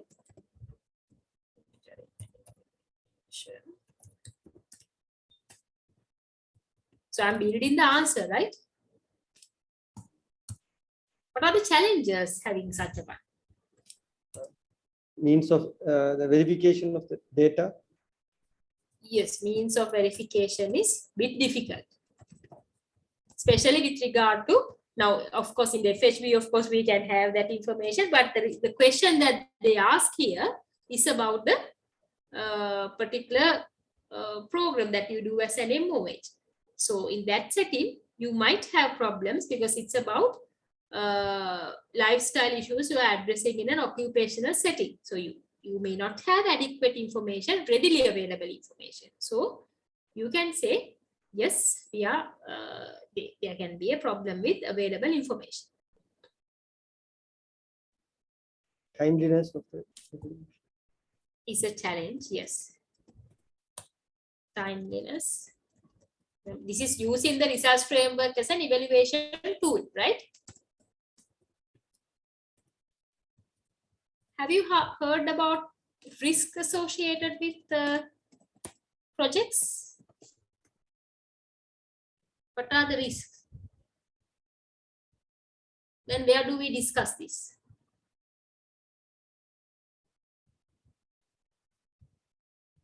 Now, it's a very simple thing. It's something like this. Now, I mean, for me, it actually came to my mind when I was learning this in the MSc. That is, we are saying various activities as our input. We are saying we are going to improve the awareness of the health of these factory workers on having a healthy diet. We are just increasing awareness. And we are saying because we did that, they would be adopting, they would start eating healthily from the next day onwards. Because they started eating healthily, it reduced their risk factor of being obese. So their weight got down, so their obesity also went down. Because their obesity went down, their risk of acquiring a cardiovascular disease also got down. So that is the logic model that we are bringing up. But the silly question I had was, how can you say that? Just because you are eating healthy, can you say they would be not developing cardiovascular disease? No. There are a lot of other risk factors, especially we are talking about health. So health, as you know from your research knowledge, there are a lot of confounding variables affecting the original relationship. So it's similar thing applies here as well. So because of that, although we do a particular activity, the desired outcome may not be there. So that is a risk associated with our planning. So that is actually project planning. It's a huge problem. Even if they are in program planning, but to a lesser extent, because our approach is a bit different. But especially when you are doing MBAs and all, you learn a particular, I mean, in administration and in risk, MBAs and all, you learn special modules on risk management. But to our level, we just say, especially with the logic model, we highlight the fact that there is a part called risks associated with that. So that is again a challenge, because we are having our indicators, we are looking at our data, but the problem would be the risks associated with achieving the outcomes. So that would be a major challenge when you are going to evaluate it using the results framework. So that part we can say. So that is how I would build my answer with regard to they are asking about a tool. So the tool I'm giving here is a results framework. But to mind you, there are various other tools which you can use. If you go through literature, you can find various specific evaluation tools for nutrition. There are specific evaluation tools for health promotion activities, tools like REAM. REAM is an abbreviation for a particular wording. So there are various tools, but for in my language, if you know about results framework, you can write for many ways, but nobody would penalize you for writing the same thing in all the answers as long as you are defending it correctly. So that is how I would write this, and I would have an example of the evaluation framework I'll be using. So that is how I would answer that question. So I think by now you have understood that all these planning questions, we have very simple things. Just remember them and apply to whatever the thing that they ask. Put some flesh and blood and make the whole picture a proper answer and keep it. It's not very difficult to answer if you know few things. Because I think the rest of the questions also that you have given me, they're also the same. I mean, they carry the same things. So again, the next paper, 2020 paper 2, now there again, they want us to define a project. So here, so I was searching for this slide. So this is from this particular handbook. They have defined project as a temporary organization of resources to bring about a desired change. So there they use the word temporary there. So project is not permanent. It's going to be a very temporary thing, short-term thing, or long. It can be a little bit medium-term, but not long-term at all. So, and you want to make a desired change out of that. So you can have a very positive projects also, but you can have negatively influencing projects as well. Then, this is not a part of the definition, but this is something that it is useful for us to understand the project. This is very useful for us to bring about some new things, new needs, new solutions, innovations, things like that. And we can introduce and evaluate and see whether we are going to continue with that particular change or not. So that is the use of projects, especially in public health. So that is what I thought. And then next question is a bit of a tricky one, where they ask us to outline the project once again, but this time they are giving us the tool that we are supposed to use, the model, that is the logical framework one they want. So in the logical framework this is some literature that I found, which just I put there. But logical framework is once again about, it's a top-down approach, starting with objectives and going down up to activities. So logical framework is, this is the logic that they are referring here. So logical framework approach with regard to project planning, they have the classic steps. So whenever they say the plan a project or plan a program, or, plan whatever, always the steps are the same. Starting with the situation analysis, problem analysis, prioritization, then developing the objective and objective strategies and activities, writing down the plan, developing the monitoring method, implementation and evaluation, monitoring and evaluation. So that those steps have to be covered. So if you find out, okay, I don't know how the log frame analysis will work here, don't worry, write whatever you know of, because that even for this I did the same, because I was not really familiar with log frame analysis using for plan development. I know how to use it for assessment or at the end for the monitoring part. But for the development, there's a way we can use it. But then the steps were the same. So no problem. So same things I know of, we can use that. But here again, they have given a different topic. The topic here is about adolescent children's overweight and obesity. So nobody would directly ask from you in the paper, what are the risk factors associated with this and that, but they have combined. They combined adolescent health, nutrition with the planning. So that is what they have done here. So then you are writing about the problem analysis, about a problem tree, and then I will convert it to an objective tree so that it is useful to include in the log frame analysis. So that is why I am doing it. So a bit on the log frame analysis, which can be used to project development and monitoring. So since it's log frame, I just thought that I'm going to give this kind of a very small breakdown, and in top of here, I should actually put the trunk and the branches in the top, but I didn't put it here. And I just took 2 examples, unhealthy eating habits among adolescents and lack of physical exercises. Very briefly went into a couple of levels down, because I wanted to find some activity to be included and to show the examiner that it has some logic in it. So then if I miss something, it is there, so the examiner can have a look at it as well. So it was not a complete thing, but just to give an idea. And this is the activity which I thought I'm going to present in the answer. Then I just developed the log frame here, because this is the whole problem, whole question is about the log frame. So what they want is to, once again, as the previous case, they wanted us to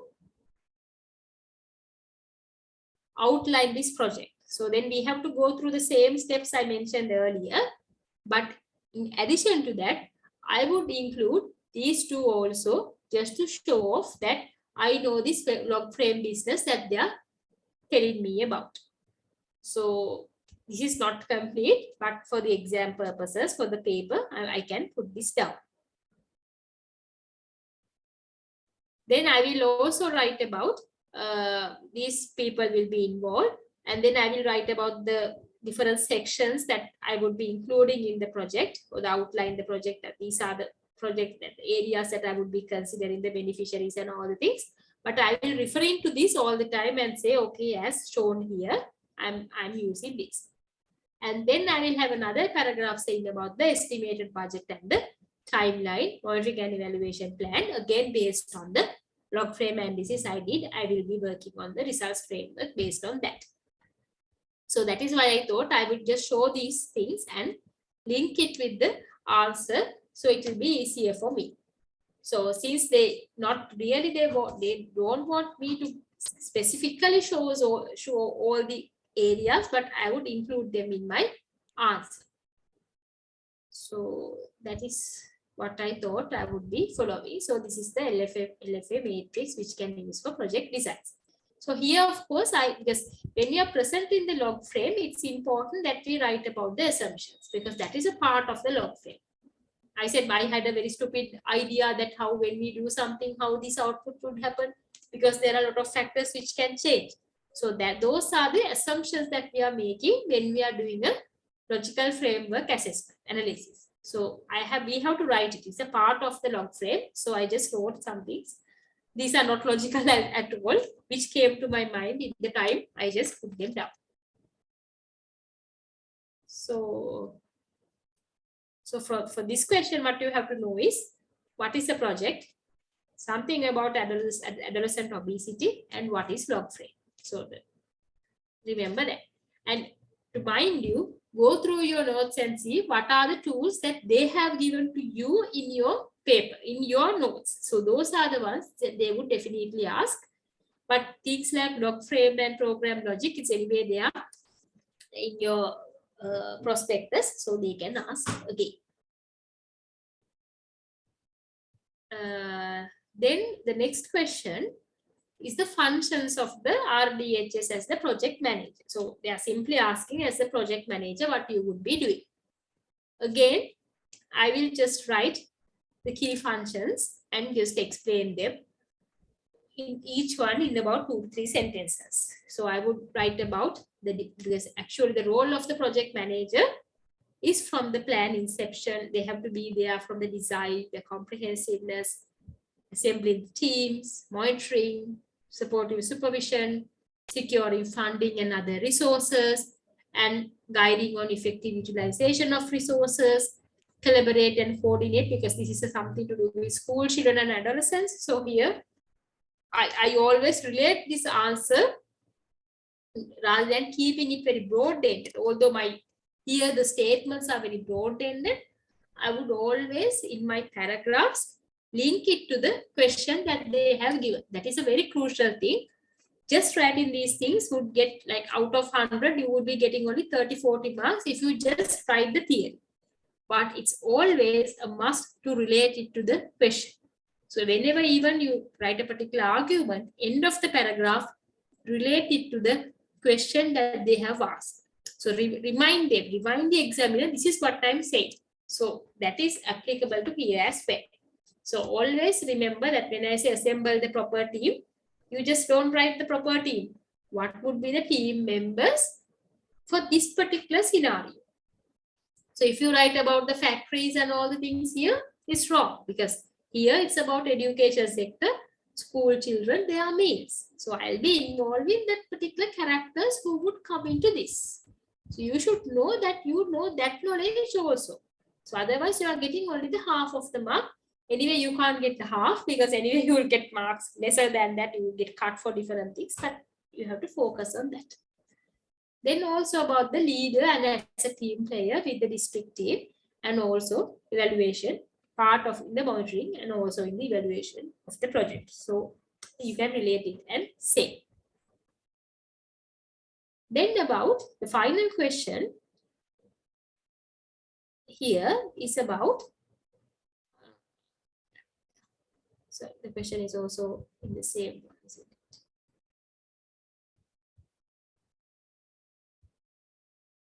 Yeah, the final one is the 3 challenges in evaluating the project. So I just wrote 3, but you can go to this particular, I just put the link here where they talk about further challenges. One of the things would be the assumptions, that multiple assumptions where we make in the logical framework. So we can write about that. That's a challenge. Then also the readily available data is not available, especially with regard to risk factors. We might have the final impact data, which is we are getting from the SMI, but intermediate ones we do not have. So we have to conduct mini surveys or sample surveys or whatever the techniques. So measuring outcomes, especially because the impact will be measured in the evaluation, but also we would be looking at certain other smaller levels, lower levels, but there will be problems with that. Then also determining effectiveness of individual strategies. So the strategies we use here, the methods that we use here, like such as creating awareness, improving parenting skills, and then all those things will play a role in improving adolescent nutrition, but we are not very sure how this individual one would affect on that. So that is it's a problem that you might get in the evaluation stage of this. So all the strategies are evidence-based, but the effect of one is difficult to determine. Then also, especially with regard to adolescent school-going children nutrition, there are multiple players involved, starting from tuition masters to storekeepers to grocery man next door to the canteen. So because of their diversity and their lack of control will affect the evaluation as well. Not only the program implementation, but also the evaluation. Then about how we have covered the vulnerable and marginalized groups. So they may not attend to school regularly, may not be involved in the data, may be not represented. So how evaluating their impact, because when we are evaluating the project, it's not only about the main components, but also on the universal health coverage, whether all are being covered, the equity, all these things have to be monitored. So we can write about that. So we need only 3, but I wrote 5, but you can find more if you want. So relate that to the particular context that they have given. So I mean, these are the things like even we can just think of and write, but remember, always relate to the question. So that is about that. Any questions up to that?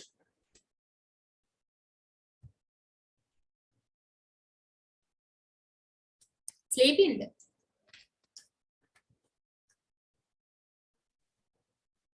No, madam. No. No, madam. Any questions? Understood, not understood, too fast? Understood, madam. Understood, ma'am. Yeah, if you can't understand, you will, or you are recording, so end of the day, you can listen it in a slower pace, then you can understand if it's too fast. There is a possibility you can do. Okay, I'm moving into the next question. I'm going a little bit fast because it's almost 11:30. But actually, the last 2 questions, we have already discussed the content. I mean, things that I have to say. So it's a matter of writing the answer and trying it by yourselves. So I think Dr. Dineshan has sent some of the answers that you have written. But actually, I don't like to criticize all of them publicly.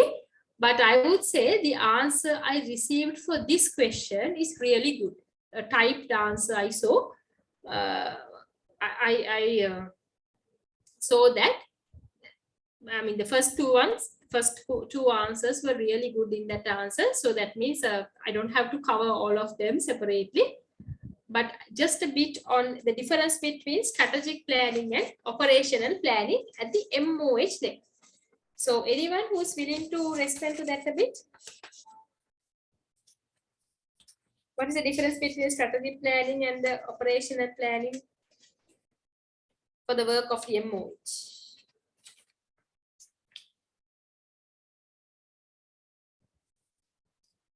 What is strategic planning?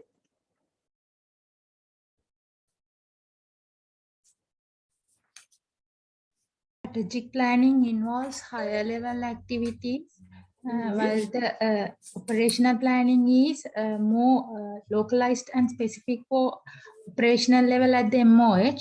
Yes. Strategic plan, the MOH has to implement the plans directed from the higher levels. Yes. Within a longer period, while operational planning is for shorter periods. Yes, your answer is almost there, but actually, like, yes. What you can do is, I mean, with the answer that you have given, you have covered that. So you can say, okay, strategic planning is for a long term and operational planning is for a shorter term. That is clear. And MOH works because in this question, there are 3 words that we have to answer. Strategic planning, operational planning, and MOH work. So MOH works under in the provincial government level under the RDHS, and the MOH basically works as the implementation person. His main role is operational work, implementation work. So because of that, operational planning is the one that which affects the MOH because it's about executing the interventions which have been prescribed by the strategic level. So in Sri Lanka, strategic level remains at the national and the provincial level. Provinces also can have the strategic directions or strategic plans, but I have hardly seen any of the strategic planning except for dengue. For dengue, of course, they have their own strategic plans, the provinces also, but for other things they do not have. They always adapt the national plan as it is, and not adapt, it's just adopt. Not even look at it and just that's it. They don't know even there is a national plan. They just operate in their own. But so that is the strategic plan level. But the MOH is supposed to execute it, implement things. So what is related to the MOH would be the more or less the operational plans. That is the implementation plans of the execution of interventions. So those are the 3 things that you need to cover in your answer. Then with regard to the components of a project proposal. I'm not going to again do that because we did a similar question. So you can do the same. Only thing is you can see here, they have changed only the question, the scientific part they have changed. Previously, it was about occupational health. Now they are talking about mental health. So, that now you have to refer to the mental health note and get the facts from there and complete the answer. Then the main items for the budget, again, what I would do is, based on the arguments I'm making in the previous one, I would include the cost for the resources as well as if there are anything to be do with capital investments and also for recurrent expenditure, I would be referring to, but I would always refer to the ones that I would be saying in the previous one. You can use the words like recurrent. Recurrent means the things like bills and we have to pay again and again. Capital means that we are investing on infrastructure which is going to be staying with us. So those are called the capital expenditure. So we can have training programs which are also going as capital expenditure in the Sri Lankan context. That is because we hope that when there's a training, people would learn, and then that is why they go on the capital here. Either actually they are recurrent, but we go as capital. So that is also could be a part of that. So then you can have they're asking about the main items there. So we can, depending on the items that we say in the previous one, we can go for that part. Then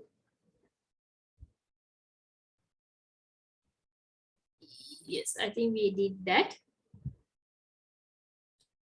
Yeah, here of course I forgot that. So when I wrote about the strategic planning or operational planning, I also took an example there. Because in the strategic planning, we are talking about maternal mortality reductions and all the things where the impact level work we are doing. Outcome and impact level work we are doing in the strategic planning. But in the operational planning, we are much more related towards the processes, outputs and inputs. So we are talking about maternal mortality at the operation, at the strategic level, but at the MOH level, we are focusing about the mothers, percentage of mothers who are attending antenatal clinics. So that is another level, another difference between that. So the MOH's monitoring or the reviewing process should be targeting towards the operational level indicators in comparison to strategic level key performance indicators that we are looking at. That is another one. Sorry, I forgot to mention that. Okay, excuse me, madam. That do that all operational plans should be covered with national law, that provincial level strategic plan? No. Operational plan is simply when you are executing something, you can have a plan. That is operational plan. Okay. A strategic plan is actually giving the direction, the higher level plans. So when you are saying that activity plan, operational plan, implementation plan, those are lower level plans. You can, even for projects, it's the same. But strategic planning is basically, it's not really, I mean, it was not there in our country until very recently also. But when you have a strategic plan, to implement it, you need the operational plan. The other way around should be there. Understood? For operational plans, you don't need to have a strategic plan always. But if you want to materialize a strategic plan or a health policy, you need an operational plan. No, I'm asking, madam, all the ground level, that operational plan, is it necessary to be covered by a strategic plan at the national or provincial level? No, we don't. It's not always. Not always. I mean, you are asking from the operational to strategic, no? Yes, ma'am. No. It's not necessary, not a must. If it is Okay. there, yes. If there are, like, for an example, say in a particular program, we have set interventions. So when the program says set interventions, they are presented in the strategic plan. Okay, these are the interventions you should do to improve mental health of institutionalized children. Okay, Then to get down, when you say that in the strategic plan, it's not, you can't just state in there. Then you need to convert into an implementation plan. That has to be done. I mean, the actions are there in the implementation plan. But imagine that there is no strategic plan on mental health of institutionalized children. But as the MOH, you have a institution, you have a probation center or whatever, where there are a lot of children. And you find they have a lot of mental health issues. But as an MOH, you can develop an activity plan, operational plan, implementation plan, project or whatever to address the mental well-being of the institutionalized children. But now you don't have a strategic plan, no, you not national level had even not even thought about it, right? But the MOH still can have an operational plan and do it. Clear? Yes, ma'am. Madam, in that aspect, MOH can create a strategic plan. No, strategic plan is not. Strategic plan is basically, now I will steal something from Talagala sir. How he taught us on strategic plan is something like this. Now, I don't know whether I have told you that also. When water is flowing, so I will use a different technique to explain that. Here. Now, this is Talagala sir's story. He said, now there's a river, right? It flows from city A to city B. Okay. And there is a plot of land here also.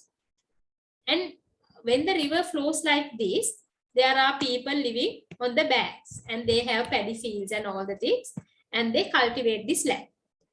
So then at one point when the population grows, these people realize that the crops generated from these paddy fields are not enough. So they wanted to find a way to increase the crops. Then one genius person in this group said, okay, there is a plot of land which is away from this particular civilization, but we can use that land. Unfortunately, we can't grow anything there because we don't have water. And if we have a way of taking water from the river to this particular land, we can increase that as well. We can use that place also as well. Then what we can do here is, these people, what they did was, they developed a canal and they took water to this particular land. And if I call this place C, and then they started developing crops here as well. Then what happened here, if they had 1,000 kilograms of crops, now they can have 2,000 kilograms of crop. So according to Talagala sir, what he mentioned, this is the best example of a strategic plan I understood. Just if we are just continuing move from A to B as the way routine things goes, that is your normal work. It's normal work you are doing. What do you mean by a strategic plan is, you are changing the direction of your program, changing the work of your program, and then you improve your outcomes through that. So this harvest is the outcome that you are referring to. So that is what you need to do in a strategic plan. But in the strategic level is in a higher level where the financial, legal, the policy making, all the prospects are available, because then only you can change the direction. But in our country, most of the evidence-based interventions still given at the national level, or the provincial level can do it if they can. So because of that, the strategic directions are still set by the national level. So that is why the national planning, the strategic planning comes from that level. But this change of direction, now you can do a project at the MOH level, but that will not be a program. You will do it, one of the innovation, you do it, and then you can share it as a best practice with the national level. Then they would evaluate it, and if they find it can be duplicated and it is useful for the whole country to change our pathway to improve the outcome of a particular thing, then you can use your evidence generated from your project to change the strategic direction. Then it's part of the strategic plan. So the operational plans can give information to the strategic level, but usually from the MOH level, we can't develop a strategic plan because of that, because there's no changing of the pathway. Only thing is we are doing something innovative. That doesn't mean that we are changing the pathway. So that is how he explains. But I think for me also, like I was also a little bit confused what is this strategic planning and operational planning is. But when you think like that, I think it gives some indication on what he was saying. I hope that I tried to explain the way I can, but I hope that you could understand what I was telling.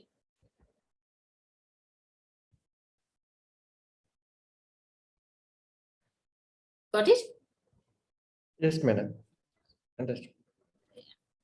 So last one is basically, it's not a very difficult question, but I think you have also attempted that question somebody else. I got it, but my way to approach that is a little bit different from whatever you have mentioned.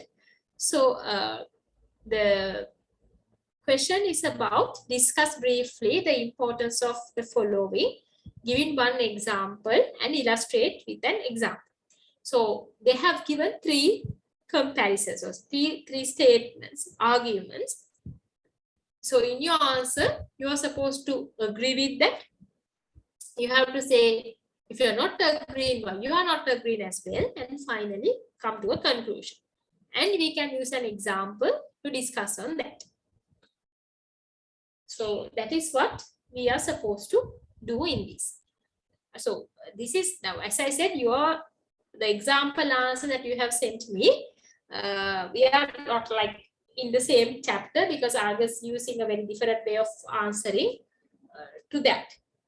So what I would do is, now the first one is global health agendas can make a powerful effect on improving national level health outcomes. So what I would do is, I took SDGs and maternal mortality as a result, as a example to discuss. Then the positives I argued, these are my points. So I will write 4 paragraphs for each section. First paragraph, the introduction about explaining the different words and what is a global health agenda and what are the targets that they are referring to. Now, with regard to SDGs, we have 170 targets as a country. So I can just write a bit on that. Then in the positives paragraph, I would be writing about what are the general benefits that we are getting. So number 1, it would be funding and guidance. So there's investment going on for SDGs at the moment. So that would help our national programs and it will improve the health outcomes as a result. And especially with regard to SDGs, they are addressing social determinants of health, unlike the MDGs. So that is really beneficial for us, and that would help us to go for more sustainable improvements in health outcomes than the rest. Then also, I can now, since I'm taking the MMR as the example, so the maternal mortality rate, now they are not actually referring to Sri Lanka here, but with all the investments, a country can, and also exchanging of knowledge, a country can go towards positive achievements in maternal mortality rate. But in its regard to negative, so that against the argument, I'm using the same example, but here they don't say that you can use the same, no, you can say one example, but just something came to me, so why can't you take another example for the negative side? But it's also possible, I guess, but I'm using the same one, and I would argue the other way around also. In Sri Lanka, there are a lot of regional disparities with regard to maternal mortality.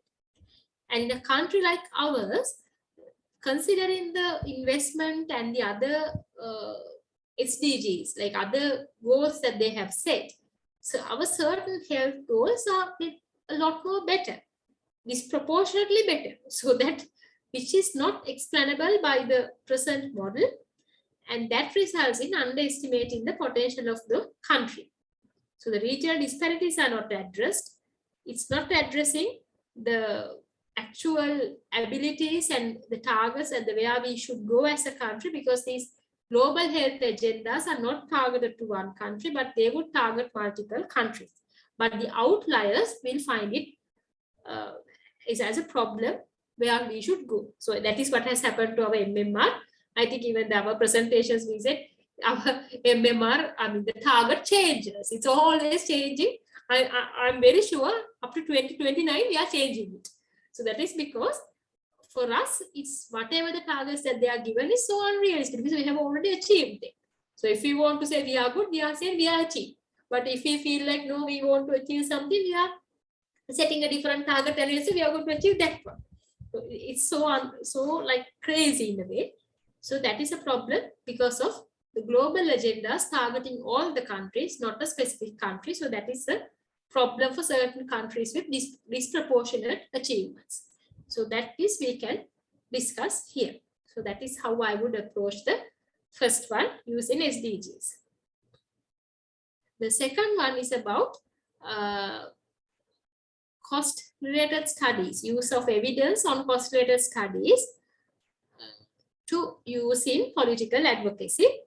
Then I would just describe in the introduction what are these different words. So I would just use what are these cost-related studies. Probably you have heard about cost-effectiveness studies, cost-benefit analysis, and all the things in your health economics lectures. So you can use those words here. And then we can write a bit on the political advocacy, which is important to get adequate funding, get our laws and acts passed, and the implementation of our programs. We need their support. So we need that plus. So using evidence for political advocacy is really good and sustainable way of executing the program. And these are the studies that we are having. So the positive side, what I would do. So the examples, of course, we can take various examples, but I would just use one here that is about the SLINAP. It's a particular Sri Lankan Every Newborn Action Plan, which is a costed study, costed one based on a mock survey. It's a costing exercise. So there, of course, when you have such a research evidence, when you have cost analysis, we can always use it for our requirements, funding and budget approval. To get it from the political authority, it is really useful. So because of this kind of cost assessment, we could put the regionalized, highly specialized maternity care into the agenda. In the priority setting and setting the agenda thing, we managed to get this one going on because we had the cost. But the negatives of that would be, number one, in most areas, we do not have adequate cost effectiveness assessments for Sri Lanka. Even SLINAP was based on a very costly study called Emergency Obstetric Care Facilities in the Country, done in 2011. So, I mean, you can't duplicate it quite easily. It is a very costly study. So based on that only, that costing was done. So basically, cost effectiveness, cost-related studies, doing a study is highly expensive, which is not readily available because of that. And the costs generated in the Western world also not applicable to our setup. So because of that, they may be very useless in the political advocacy. Because of that, although we have these are very useful elements, but in the practical setting, they may not be very useful. And on the other hand, interpretation of studies when we are communicating for the political platforms. Because when we say cost effectiveness analysis, I'm not going to ask from you, what is that? Because even you all can't say what is that. because you can't remember what is the outcome she is referring in the cost effectiveness. What is the outcome we are referring in the cost benefit. So, I mean, even for us, it's very difficult to remember. How can a poor politician who has studied not up to even their O-levels can understand what we are saying? So there are problems in interpreting these studies, especially when it comes to the political context. So then their use of evidence is very minimal because of that, and the usefulness is also minimal. So we can argue likewise in this particular statement. But we can say there are ways of getting over things. I mean, I'm not saying it's that it is. In other countries, they are using it very much well. But in our country also, we are facing some of the problems in our country and few other countries. But we can argue likewise. Then finally, about the skill mixers in human resources, the importance of that. Once again, you can say what is a skill mix. An example here, we can take the child development program, a new one, or we can use simply the MOH setup also, because it's very familiar to everyone. So we can say, what are the benefits of having skill mix? So here we can say, it will combine experience, clinical exposure, training together, and it's a very low cost method, because when you are having all our high paid officials, like say, imagine we are appointed a doctor for all the PHM areas. Instead of PHMs, we remove all the PHMs and we place a doctor there. So paying 25 or 30 doctors salary for MOH area is unimaginable cost. But when we have a skill mix, you can have 1 or 2 doctors to look at only the risk problems and do the clinics and big work, whereas PHM is doing the door-to-door. So it's a low cost method. So those are the benefits of having a skill mix. But the negative side is effectiveness is depending on the good communication and teamwork. So we can say the MOH will be dysfunctional if the staff is having problems, and it's based on the leadership, it's based on the team. Then also on the other hand, in certain setups, now for the MOHs we can't say that, but in certain setup in US, where they are going for the highly qualified practitioners in high numbers, you can deliver the service, but unfortunately it will be high cost. But you can do that, and the quality of care would be very much higher. However, it's not affordable by the health system. So if you want, you can have that argument as well. So all these things you can argue the way you want, and you can take a rational example for your setup and discuss either way. So I think it's not a very difficult question, but the topics are only very much not very common. As I said, if you come up with a very difficult question, convert it to something that you are very commonly, in common language, because nobody is going to look at that now. You just convert it. Then you try to develop the answer from there. Then afterwards, you convert into a technical language and write the answer. So that is how, if the question is not now, if you don't know what is skill mix is, just try to understand what do they mean by that. Having different people in a team or having highly qualified same people every day. That is what they are talking about.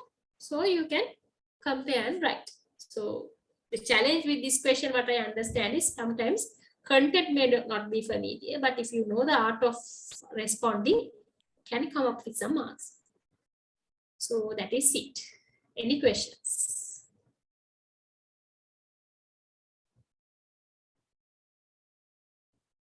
You all are sleeping maybe after heavy New Year work.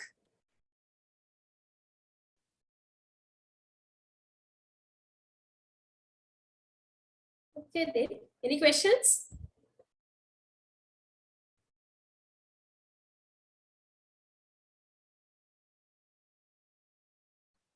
Looks like no questions, madam. No questions, right? Okay. Thank you, madam. Thank you very much. Okay, maybe all are Thank you very sleeping. much, madam. Okay. Madam, can you have this presentation, madam? Okay, I will send it to whom? Dr. Dineshan, I will shall I Right, okay, send madam. it to the I will. WhatsApp? Right, okay, madam. I'll share with our batchmates then. Okay, fine. Right, okay. Thank you very much, madam. Okay, right. Thank you, ma'am. Bye-bye. Thank you. Thank you. ma'am. Thank you. Thank you, madam.